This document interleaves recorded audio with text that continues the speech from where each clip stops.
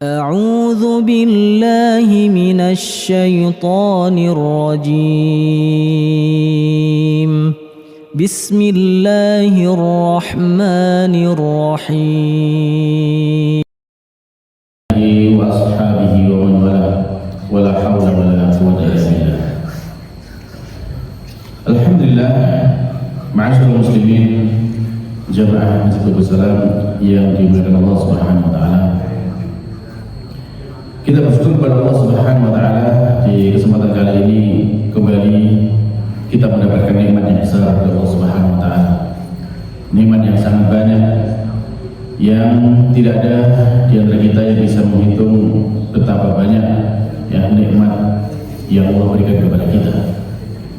Sang Allah menyatakan dalam Al-Quran, wa in ta'udhu ni'matallahi la tuhsuha.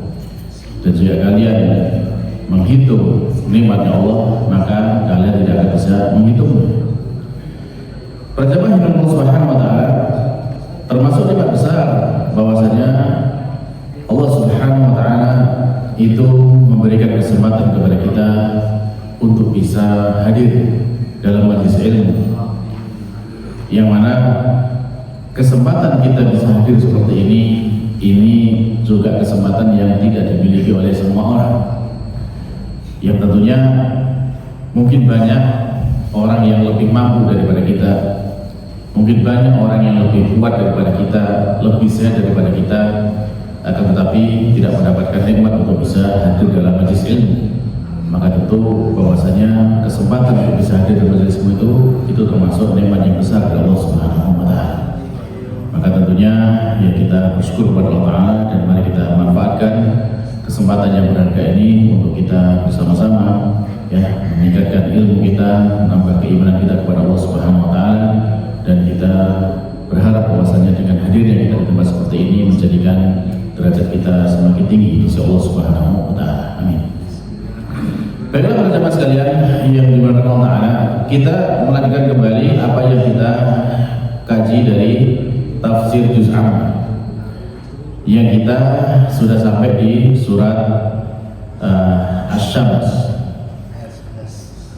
Di pertemuan yang lalu kita sudah bahas sampai ayat yang ke-10, dan insyaallah kita sambung malam hari ini dari ayat yang ke-11. Allah Subhanahu wa taala berfirman, A'udzu billahi minasyaitonir rajim. Kadzabat Thamud bi tawwaha idh ba'atha ashqaha faqala lahum rasulullahi naqatallahi wa suqyaha fakadzabuhu fa'aqaruha fadamdama 'alaihim rabbuhum bidhanbihim fasawwaha wa la yakhafu uqbaha. Yang mana para jemaah, Allah menjelaskan di dalam lanjutan surat Asy-Syams ini,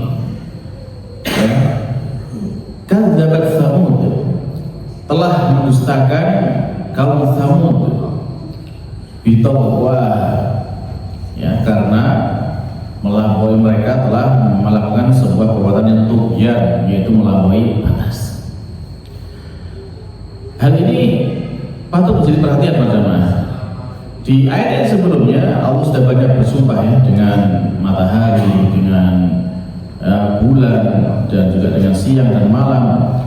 Lalu kemudian di sana Allah ya mengilhamkan kepada manusia itu dalam jiwanya ada potensi untuk berbuat fujur dan ada potensi untuk berbuat takwa. Lalu setelah itu Allah melanjutkan dengan memberikan contoh-contoh ya orang-orang yang mereka itu melaksanakan kefujuran, perbuatan dosa di muka bumi, yaitu kaum Tsamud. Dan yang menarik para jemaah, di surat ini Asy-Syams ini Allah kembali ya mengulang tentang kisahnya kaum Tsamud, mengingatkan kita kepada kaum Tsamud. Di surat sebelumnya kemarin seperti surat Al-Buruj sudah kita jelaskan tentang bagaimana kisahnya kaum Tsamud. Ya, masih ingat ya kisahnya kaum Tsamud? Masih ingat? Ya, kaum Tsamud ini kaumnya Nabi siapa? Ya, kaumnya Nabi Saleh. Ya. Kaumnya Nabi Saleh, yang mana mereka itu menempati suatu wilayah yang dikenal dengan sebutan Al-Hijr. Apa kehebatan yang dimiliki oleh kaum Tsamud itu? Apa kehebatannya? Ya, jadi Allah berikan kemampuan kepada mereka itu untuk bisa ya memahat gunung itu menjadi istana-istana, gitu kan, menjadi rumah-rumah. Ya, dan ini Allah sebutkan di dalam Al-Quran. Ya, jadi ini termasuk kelebihannya. Allah sebutkan dalam surat Al-A'raf ayat 74, Allah menyatakan bahwasanya wadhkuru idz ja'alakum khulafa'a min ba'di 'ad. Dan ingatlah oleh kalian ketika ya dia telah menjadikan kalian ini sebagai khulafa, ya, sebagai khalifah, ya, khalifah di muka bumi ini yang berkuasa di muka bumi setelah kaum 'ad. Jadi mereka dengan kehebatan yang dimiliki itu sampai menjadi ya kaum yang berkuasa di muka bumi ini. Di antaranya apa? Wa bawwa'akum fil ardi, ya. Dan Allah Subhanahu wa taala itu memberikan tempat di muka bumi ini kepada kaum Tsamud. Tattakhiduna min suhuliha qusura, yang mana kalian kaum Tsamud itu ya bisa mendirikan istana-istana ya dari tanah-tanah yang datar. Wa takhiduna al-jibala buyuta, dan kalian bisa ya memahat gunung-gunung untuk dijadikan rumah. Ya, fadhkuru ala Allahi wa la ta'tsaw fil ardi mufsidin. Maka ingatlah nikmat-nikmat Allah dan janganlah kamu berbuat kerusakan di muka bumi. Jadi di antara kehebatan yang Allah berikan kepada kaum Tsamud, yang mana mereka bisa membuat istana ya di tanah yang datar, dan kemudian juga bisa membuat rumah di gunung-gunung yang dipahat yang menjadi ya rumah-rumah yang sangat bagus. Bahkan sampai sekarang pun masih Allah abadikan sampai sekarang ya bekas dari kejayaan kaum Tsamud. Tapi dengan semua itu ternyata mereka itu justru kemudian menyimpang dari ibadah kepada Allah Subhanahu wa taala. Mereka merasa dirinya hebat, lalu mereka membuat Tuhan mereka sendiri, menyembah berhala-berhala yang mereka pahat sebagaimana mereka memahat gunung-gunung itu. Jadilah kaum Tsamud kemudian menyimpang. Maka kemudian Allah Subhanahu wa taala di tengah-tengah mereka itu mengutus Nabi Saleh, ya. Nabi Saleh diutus kepada kaum Tsamud. Jadi kaum Tsamud setelah mereka menyembah berhala, lalu Nabi Saleh pun diutus kepada mereka. Tugasnya mengembalikan lagi supaya mereka itu kembali ya beribadah kepada Allah Subhanahu wa taala, meninggalkan kesyirikan, tidak menyembah Allah Subhanahu wa taala. Sehingga Allah mengisahkan kepada kita tentang bagaimana perjuangan Nabi Saleh di dalam surat Hud ayat 61, misalnya Allah berfirman di sana, wa ila thamud akhahum shalihah, dan kepada kaum Tsamud yang kamu itu saudara mereka itu Saleh, Nabi Saleh. Qala, Nabi Saleh pun mengatakan, ya qaumi ibudullah, wahai kaumku sembahlah Allah, malakum min ilahin ghairu, tidak ada bagi kalian dari sesembahan itu selain Allah Subhanahu wa taala. Huwa ansha'akum minal ardh, dialah yang telah menciptakan kalian dari bumi ini, wasta'marakum fiha, dan kemudian Allah menjadikan kalian sebagai orang yang bisa memakmurkan bumi ini. Termasuk kehebatan kaum Saleh ini di sana di tempatnya di Hijr itu, di sana itu sebuah lembah yang sangat subur pertaniannya, ya hasilnya sangat melimpah, sehingga mereka itu ya juga bisa memakmurkan bumi dengan baik. Karena mereka sudah menyimpang berbuat syirik, maka Nabi Saleh mengingatkan mereka agar bertobat kepada Allah Subhanahu wa taala. Fastaghfiru, beristighfarlah kepada Allah Subhanahu wa taala. Tsumma tubu ilaihi, kemudian bertobatlah kepadanya. Inna Rabbi qaribun mujib, sesungguhnya Tuhanku itu adalah sangat dekat rahmatnya, lagi maha mengabulkan doa hambanya. Nah, jadi inilah para jamaah sekalian Allah Subhanahu wa Ta'ala. Maka Allah di dalam surat Asy-Syams ini mengingatkan kepada kita, yaitu dengan kisahnya kaum Tsamud ini. Kadzabat Tsamudu bitaqwa, dengan tughyan. Tughyan itu yang melampaui batas, berlebihan di dalam penyimpangannya, menyebutkan Allah Subhanahu wa Ta'ala, yang mana perbuatan menyebutkan Allah ini adalah inna syirka la dzulmun 'adzim, kezaliman yang paling besar. Lalu ketika Nabi Saleh mendakwai kepada mereka, apa yang terjadi pada jemaah? Apakah dakwahnya itu diterima? Ya. Jadi Nabi Saleh ini kan sebelumnya adalah seorang pemuda dari kalangan terpandang di tengah-tengah kaum Tsamud ini. Dikenal dengan kebaikannya, dikenal dengan ya kecerdasannya, kemudian dikenal ya dari kalangan bangsawan lah mereka gitu. Sehingga Nabi Saleh ini sebelum dia akan menjadi nabi, maka mereka berharap bahwa Nabi Saleh akan menjadi pemimpin mereka.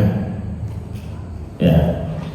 Jadi sampai mereka mengatakan qalu ya Salih.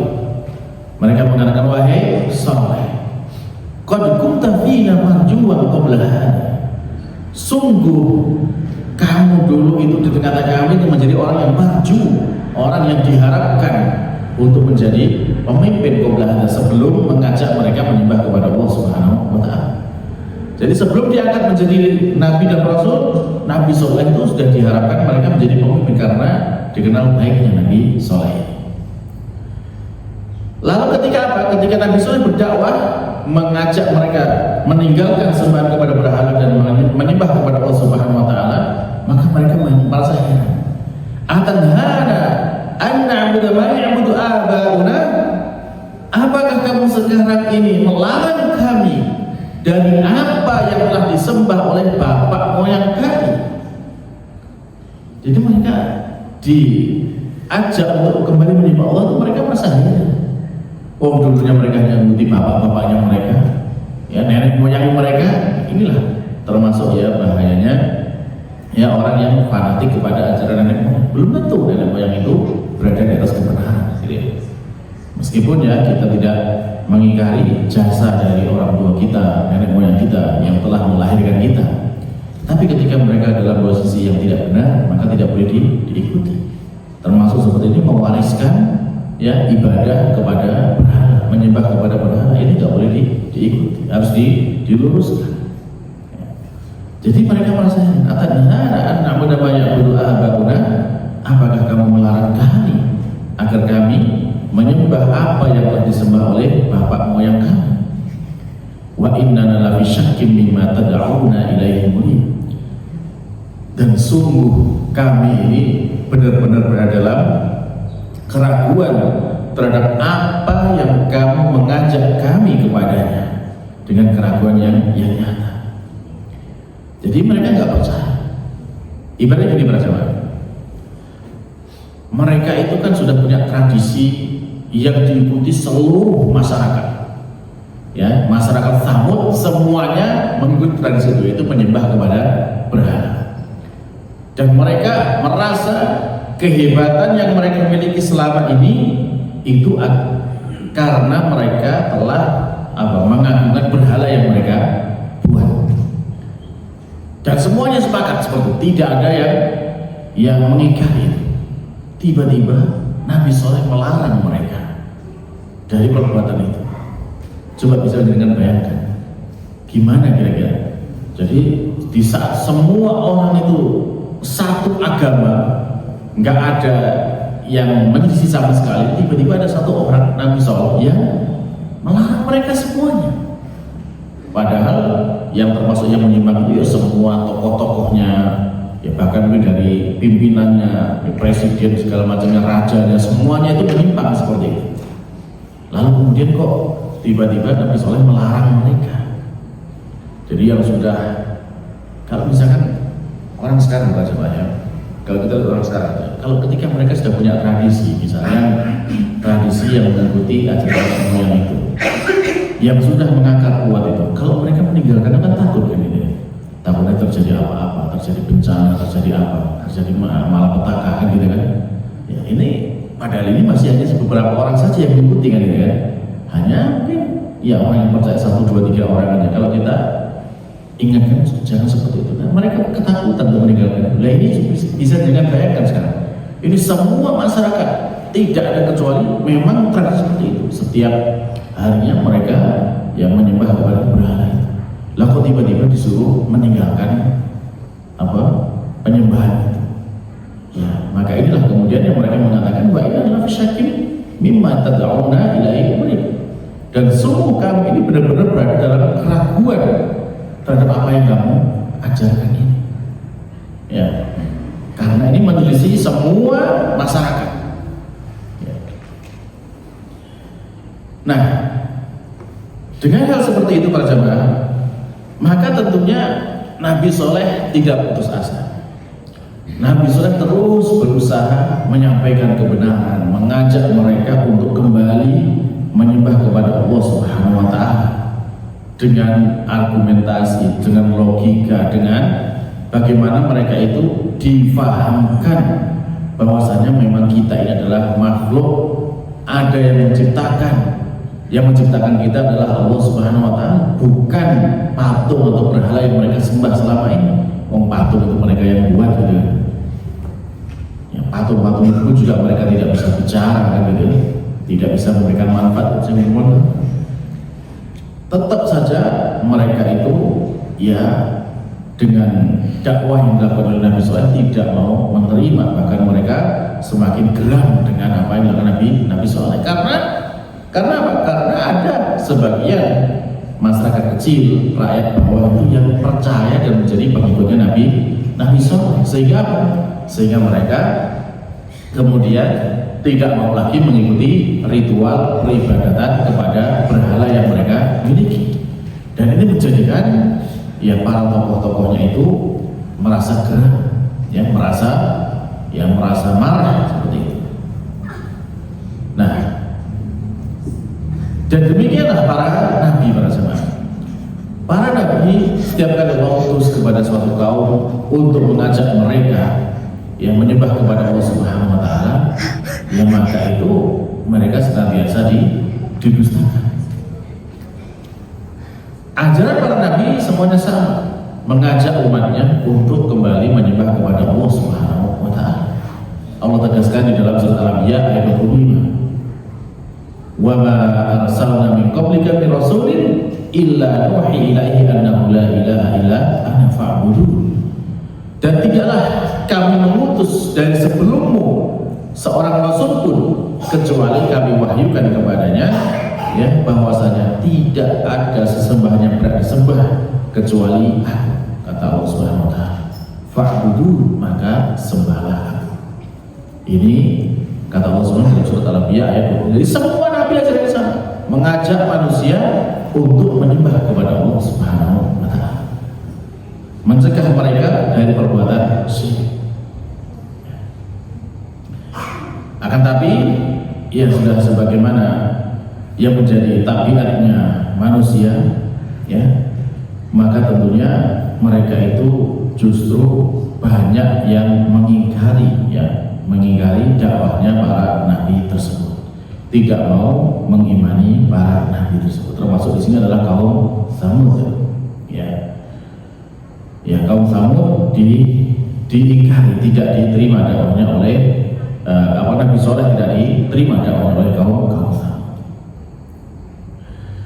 Sehingga mereka ketika Nabi Soleh terus-terusan berdakwah, terus-terusan mengajak mereka untuk menyembah kepada Allah, yang terjadi mereka semakin geram, semakin tidak percaya, bahkan minta diberikan bukti-bukti bahwasanya kalau Nabi Soleh ini benar-benar seorang nabi, ya, hingga kemudian ya sampai mereka itu minta bukti-bukti yang mustahil untuk dilakukan.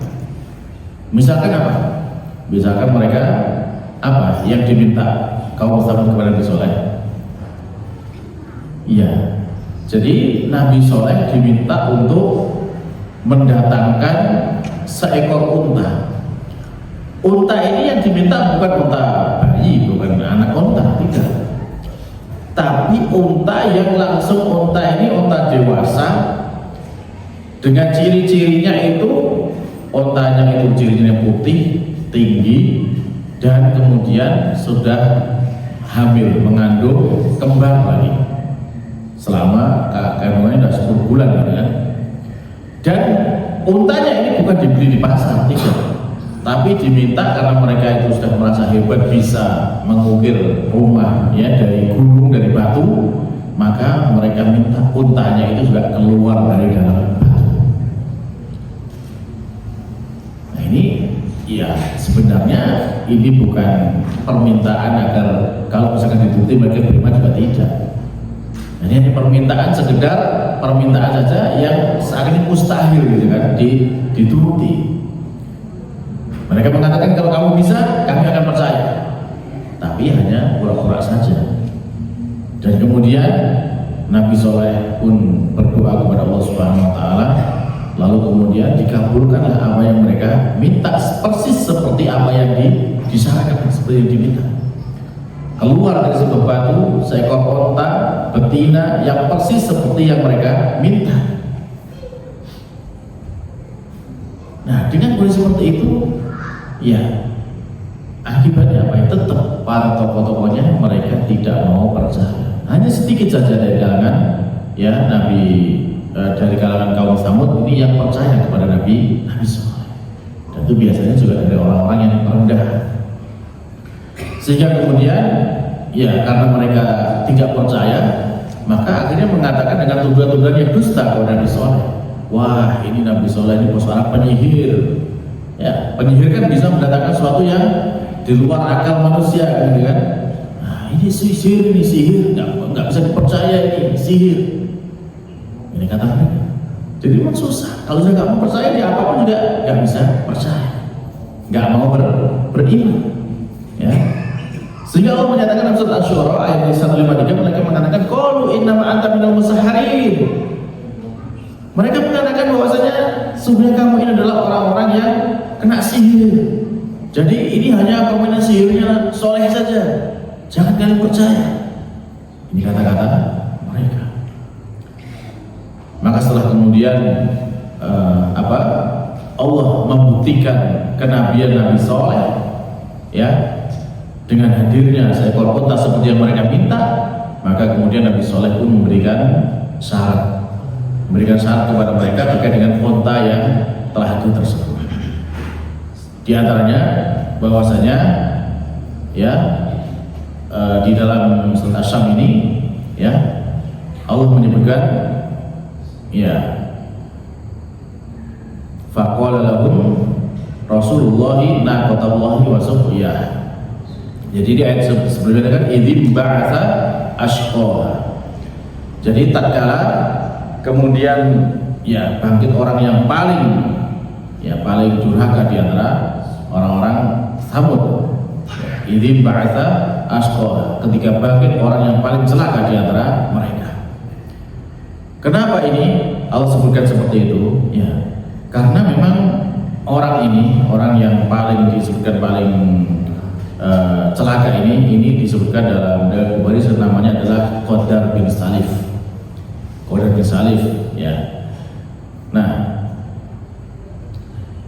lalu kemudian ketika Allah Subhanahu Wa Taala ya mengirim unta tadi kan, kemudian diberikan syarat, unta ini tidak boleh diganggu, kemanapun dia pergi, makan apapun nggak boleh diganggu. Ya, fadharuha ta'kul fi ardillah. Biarkan unta ini dia makan di bumi Allah Subhanahu Wa Taala, makan apa aja, nggak boleh diganggu. Ya biarkan. Jadi ini kan udah mereka minta kan gitu kan, maka ini syaratnya. Lalu kemudian di antara yang diberikan juga sebagai konsekuensi dari unta itu, maka di sana ada sumurnya mereka, yang mana sumurnya kemudian dibagi dua. dibagi dua, satu hari mereka bisa mengambil air dari situ, lalu kemudian di hari berikutnya maka unta ini gilirannya minum. Kalau giliran unta minum, mereka nggak boleh mengambil air, tapi mereka boleh mengambil susunya unta itu untuk diminum sama mereka. Ya, nah ini sebenarnya kan sudah kebaikan buat mereka kan. Di hari mereka dapat ambil air, mereka ngambil air. Di hari mereka nggak ngambil air, untanya yang minum, tapi mereka dapat susunya, kan gitu kan? Ya, itu kan sudah kebaikan buat kaum Samud. Tapi pada kenyataannya tetap saja ya kaum Samud ini tidak mau dengan hal yang seperti itu. Ya, tidak mau dengan pembagian seperti itu. Mereka merasa bahwasanya wah ini merepotkan saja unta ini. Kenapa kita harus berbagi dengan unta tersebut gitu? Ya, maka kita ini kan orang-orang, bagi mereka orang-orang hebat kan, bisa menguasai peradaban dunia pada masa itu gitu. Kenapa harus mengalah sama unta seperti itu? Maka langsung kemudian ya di antara mereka siapa yang bisa ya membunuh unta tersebut. Maka bagilah tadi yang Qadar bin Salif itu yang kemudian dikatakan oleh Allah Subhanahu wa taala idhim ba'atha ashqaha, tatkala bangkit orang yang paling celaka di antara mereka untuk membunuh unta tersebut. Ya. Nah, Nabi SAW mengatakan kepada mereka, ya, faqala lahum Rasulullah naqatallahi wa suqyaha. Maka berkata kepada mereka Rasulullah, yaitu Nabi Saleh, naqatallah, untanya Allah, perhatikan Allah, biarkan dia makan di mana, biarkan. Waktunya minum, biarkan, jangan diganggu. Ya, biarkan. Ya, akan tetapi ya, karena aku tadi wasuqyaha, dan ketika dia minumnya jangan diganggu. Gilirannya dia minum, ya tetap tidak boleh diganggu. Lalu ketika kemudian mereka tetap ya bertekad untuk membunuh unta itu, ya maka Allah mengatakan fakadzabu, mereka itu mendustai Nabi Saleh, tidak percaya dengan apa yang disampaikan Nabi Saleh. Fa'aqaruha, lalu mereka menyembelih unta itu. Inilah yang dikatakan dengan tadi kadzabat Tsamud bitohwah. Tujuannya di sini sudah diberikan kebaikan berupa unta yang bisa memberikan susu kepada mereka semuanya, tetap saja mereka melampaui batas dengan membunuh unta tersebut, menyembelih unta tersebut. Maka yang terjadi, fadamdama alaihim rabbuhum bidzambihim, maka kemudian Tuhan mereka membinasakan mereka disebabkan dosa mereka. Jadi Allah membinasakan mereka. Bagaimana kebinasaan kaum Samud? Bagaimana kebinasaannya? Masih ingat? Ya. Jadi ketika Nabi Saleh itu mendengar bahwasanya untanya sudah disembelih oleh orang-orang Samud, maka kemudian ya Nabi Saleh tentu merasa sedih, karena itu adalah salah satu mukjizatnya, ya, dia memberikan kebaikan dan memberikan peringatan kepada mereka. Lalu kemudian Nabi Saleh diberikan perintah untuk memberikan peringatan kepada mereka. Tamatta'u fi darikum salasata ayyam. Silahkan kalian bersenang-senang di kampung kalian, di tempat tinggal kalian selama 3 hari. 3 hari. Ya. Dzalika wa'dun ghairu makdzub. Ini adalah janji yang tidak didustakan. Surat Hud ayat 65.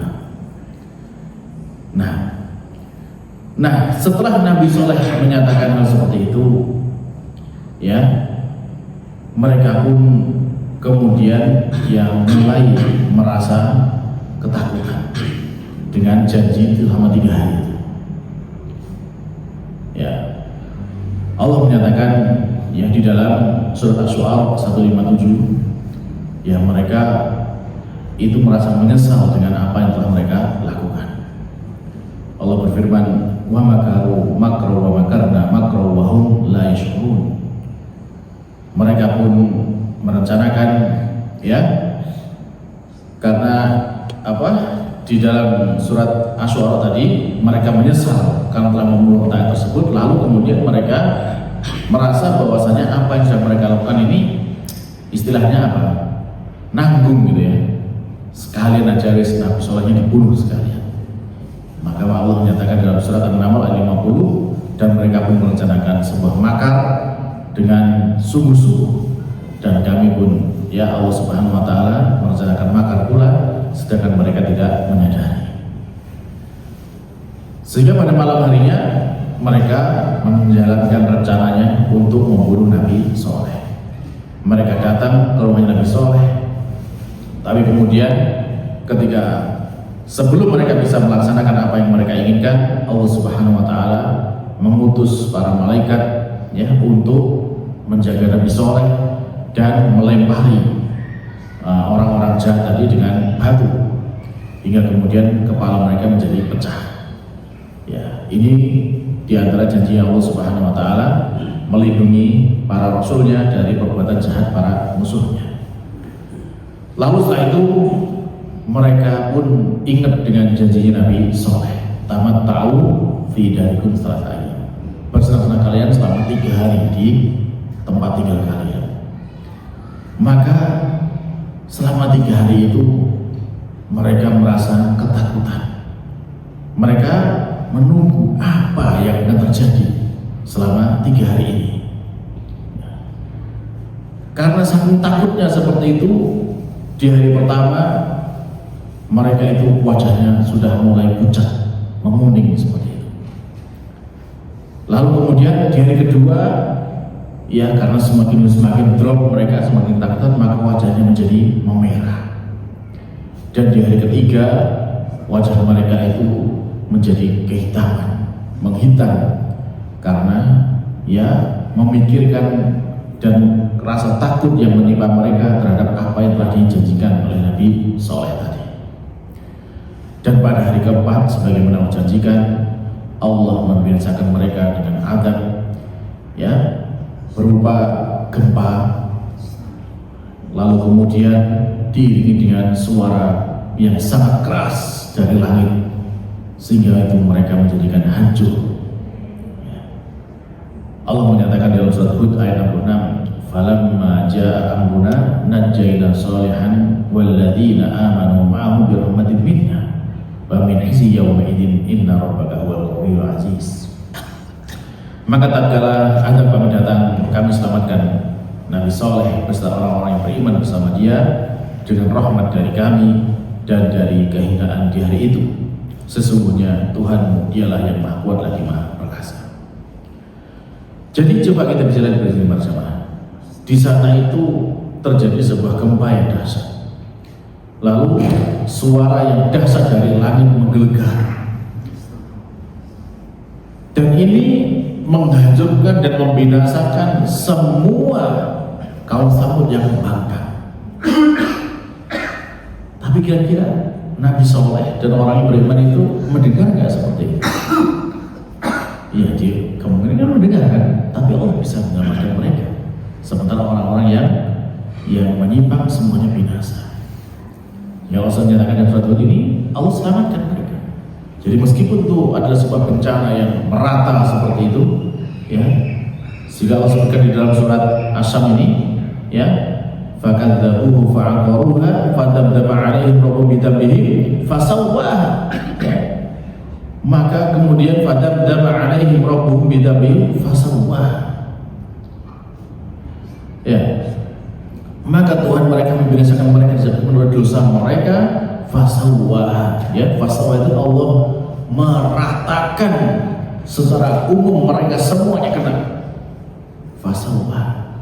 Kecuali tadi Nabi Soleh dan orang-orang yang beriman yang diselamatkan Allah Subhanahu wa taala. Tidak tersisa orang yang membangkang dari kaum Nabi Soleh ini, kaum Tsamud, semuanya membangkang itu binasa pada hari itu. Nah,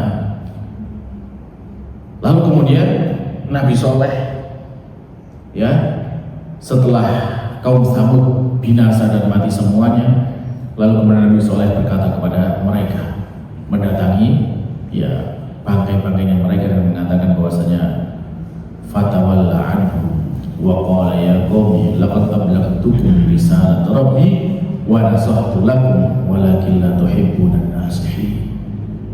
Wahai kaumku, sesungguhnya aku telah menyampaikan kepadamu amanat Tuhanku dan aku telah memberikan nasihat kepadamu, tetapi kamu tidak menyukai orang-orang yang memberikan nasihat.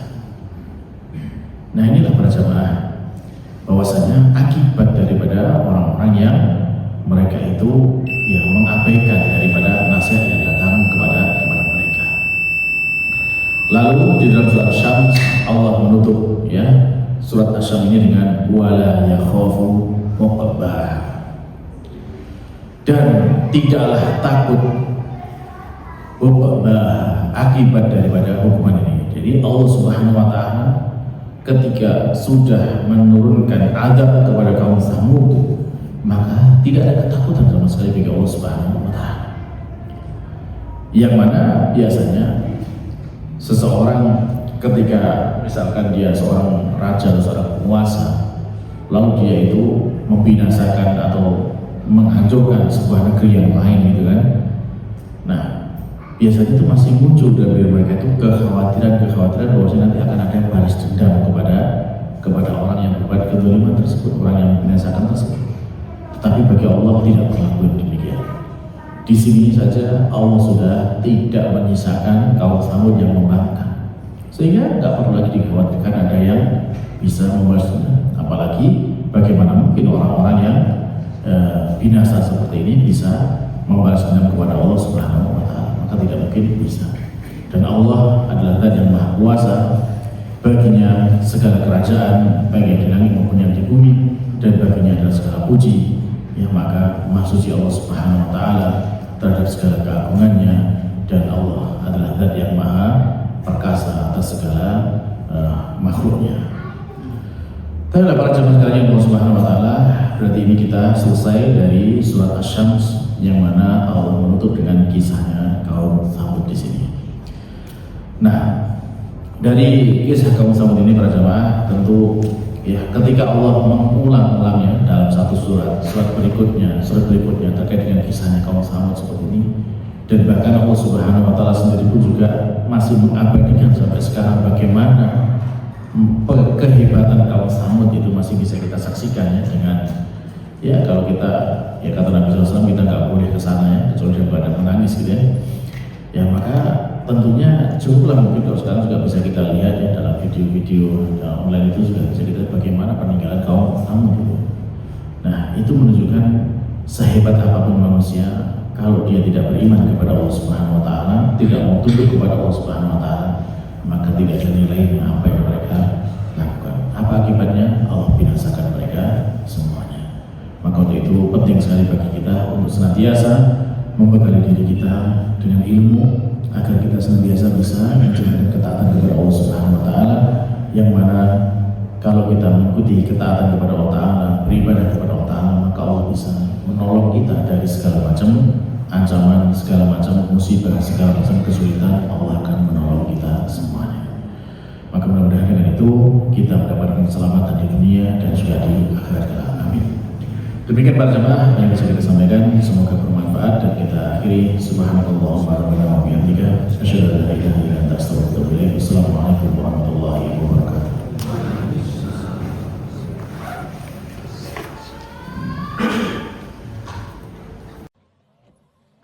لئن شكرتم لأزيدنكم ولئن كفرتم إن عذابي لشديد